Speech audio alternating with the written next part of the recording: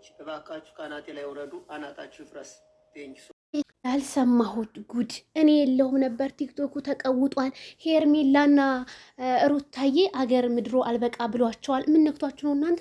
ሄርሜላ የቲክታክ አዋርደሮች አልፋችሁ ታልተቀመጣችሁ አዋርዳችኋለሁ ምናምን። ምክንያቱም ቲክቶክ ላይ በጣም እየሰደቧት እየዘቀዘቋት ስለሆነ መቼም ማይክል ጃክሰን ወድጄሻለሁ ተወዳድናል ተብለው ተሳሳሙ እንጂ ሄርሜላ ምን ታርጋ? አንዳንዴ ሁሉንም ነገር ሄርሜላ ላይ ጫና አታድርጉባት ማለት ነው። ምን ነው ቲክታከሮች እንደዚህ ፍልፍልፍል ቁልት ታረጋችሁ? አረ ለመቁሊያ ማይሆን ነገር ነው። አረ ጾም እኮ ነው፣ ጾም ነው።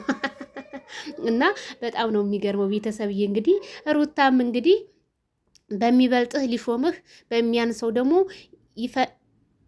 ይፈትንሃል ብላለሽ ማለት ነው።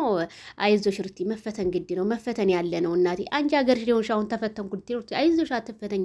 ፈተና ለሁሉም ልጅ ነው፣ ለሁሉም ልጅ ነው፣ ለሰው ልጅ በሙሉ ፈተና ነው። እዚች ምድር ላይ ስትኖሪ ተፈትነሽ ክፉንም ደጉንም አይተሽ ነው ማለት ነው።